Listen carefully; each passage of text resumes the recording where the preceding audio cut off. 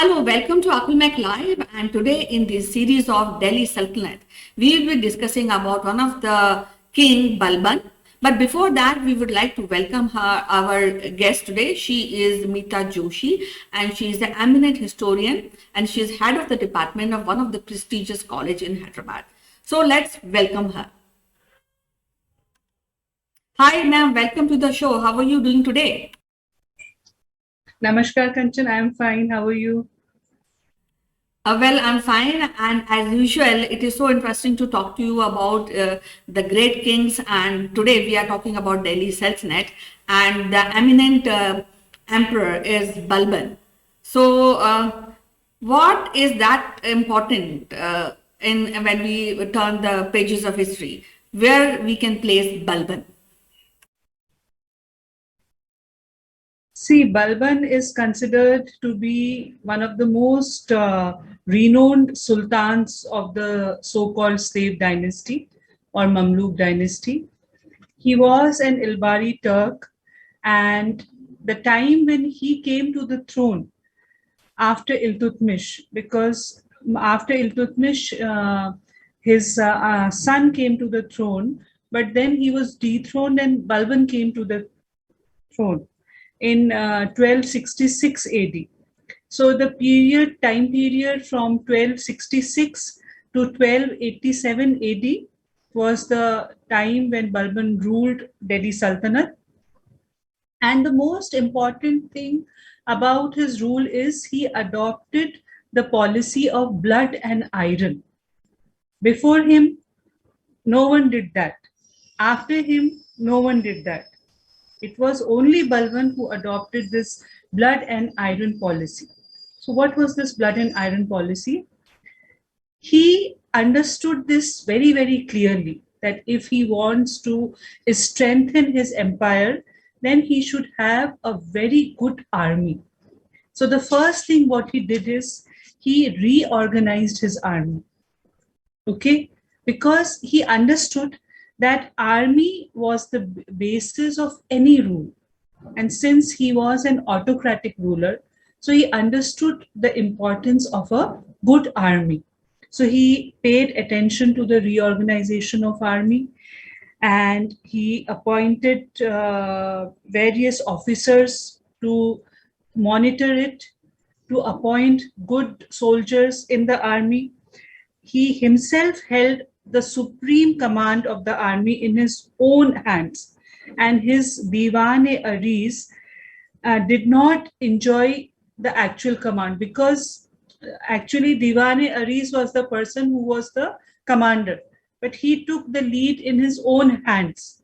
He motivated his soldiers, he motivated his army. Then, prior to his accession, before Balban came to throne, his predecessors, Qutbuddin Aibak and Iltutmish, they never paid salaries to their army officers in cash.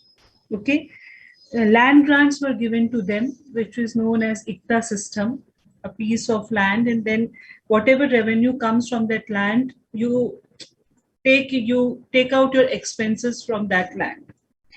So this was a defective system earlier. What Balban did, he put them on rolls and he started giving them salaries in cash. So people were interested because they were getting cash in hand. So their household was taken care of. And then what he did, he the old people who were in army, he retired them, but he gave pension to them. So that way they were also happy because pension was given to them.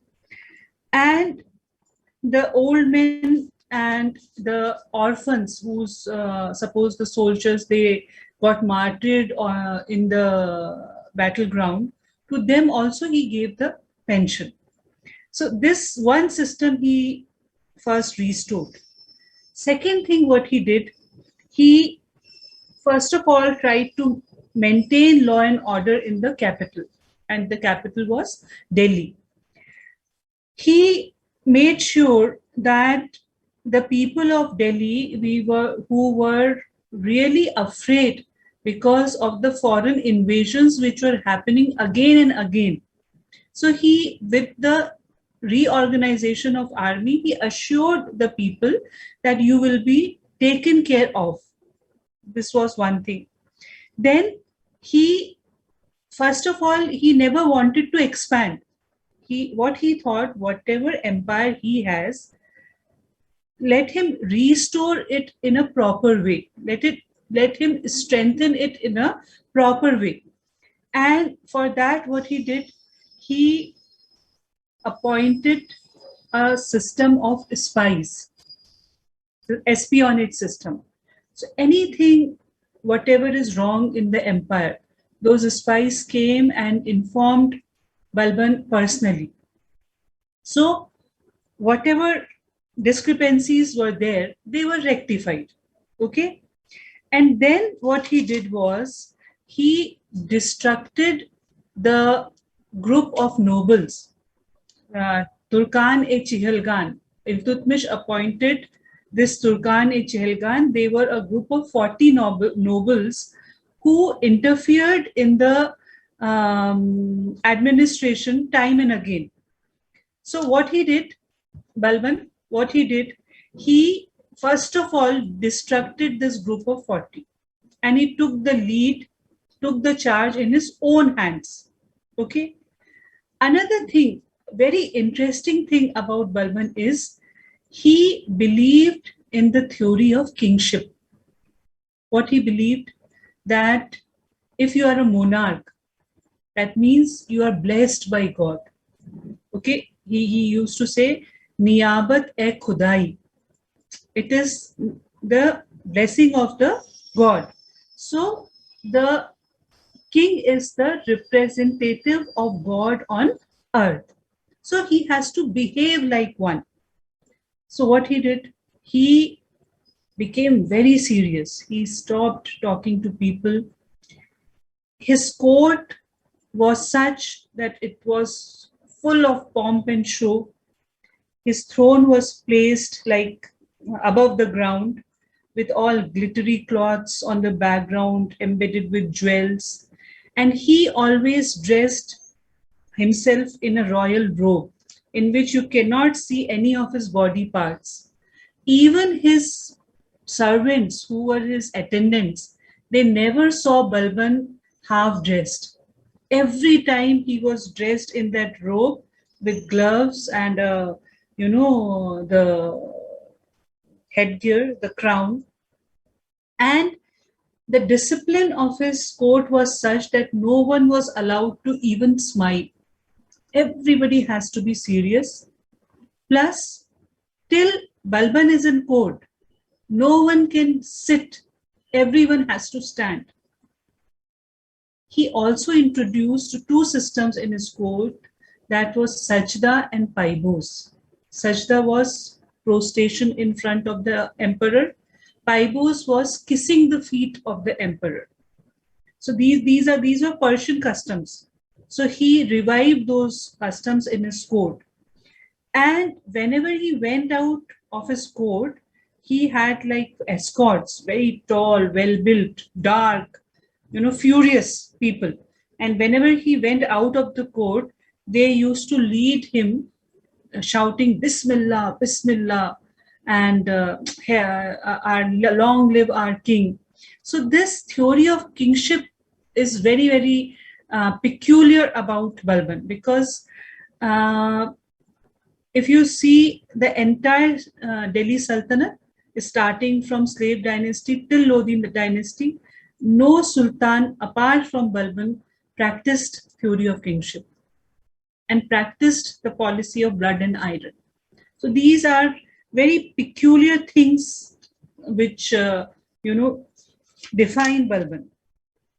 Well, you mentioned about how it was so important, and it was for him to be visible in a very entirely pomp and show, and it should give a feeling of that. Here is the king. I've also heard that his crown and his whole face when he used to dress up, it was, I think, it looks like quite long compared to other emperors of the world. So that is also very, very peculiar for this king.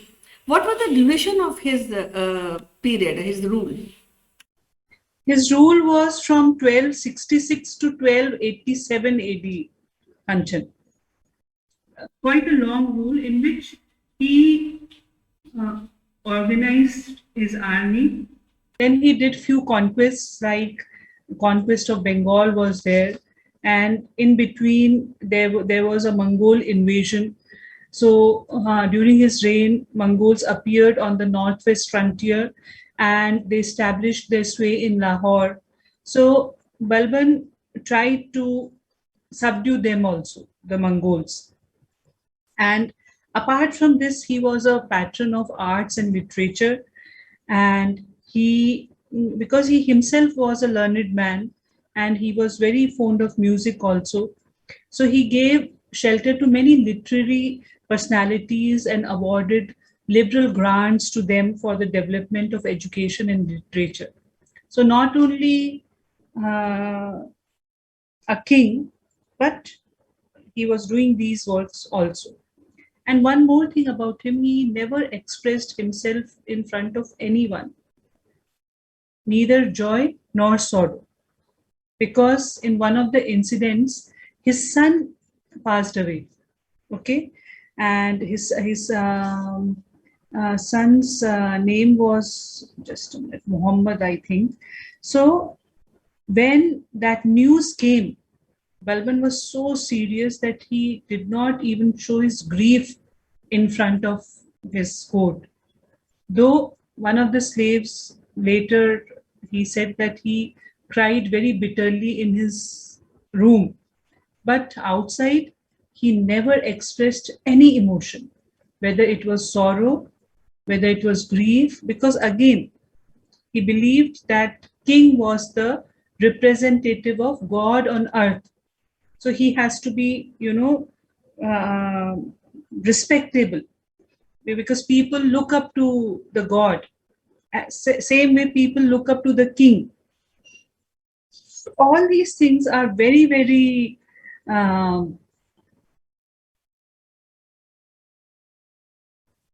peculiar about him.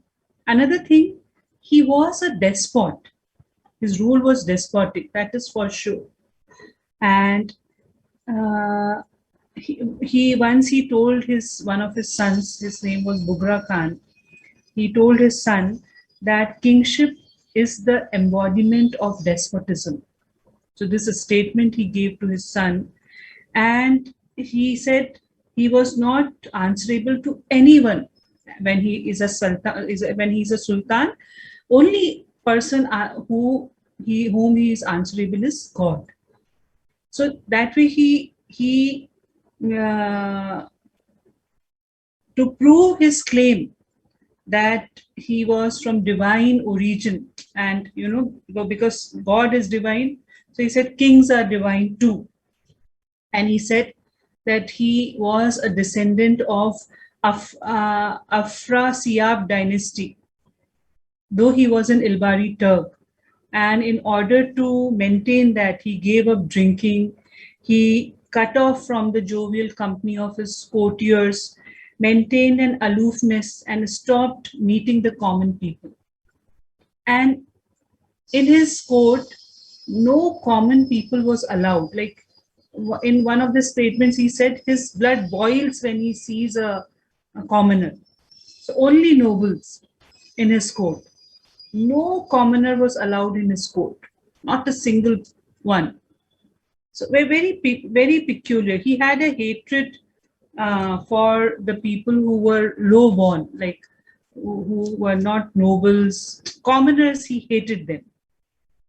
Well, when we going forward, because we also count Balban as into a slave dynasty, right? So when we go forward, I think from Qutbuddin Aibak to Balban, I think he is the first king who we can count him as somebody who established a kingship and established a rule in a proper way.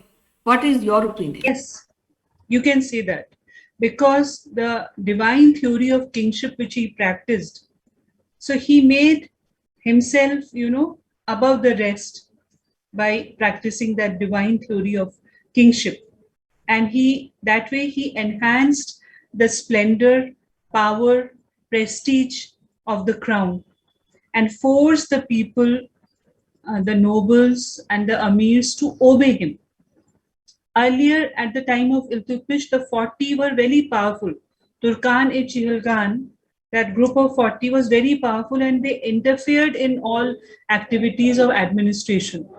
But in time of Balban, no one had the courage to even speak in front of him.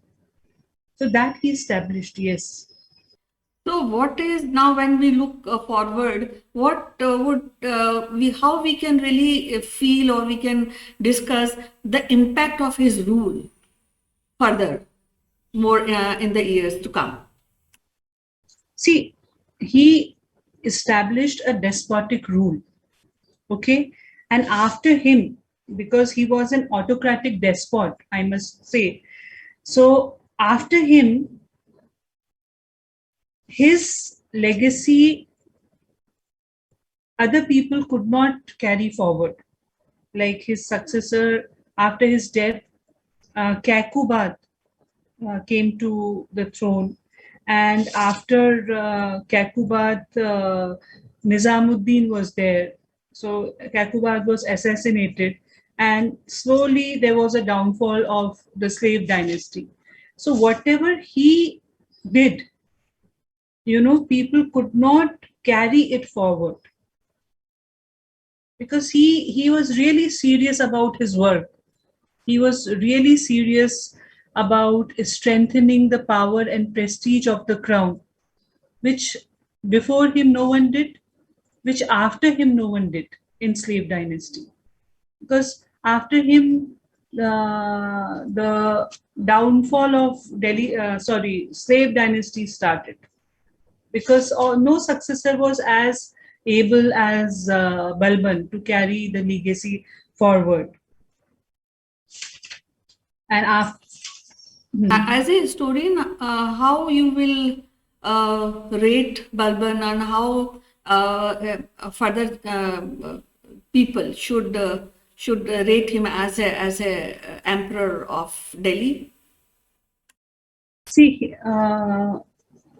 I should say that he was a very brave soldier and an able commander. Okay, he was a competent administrator too, because he strengthened the power of kingship. Number one.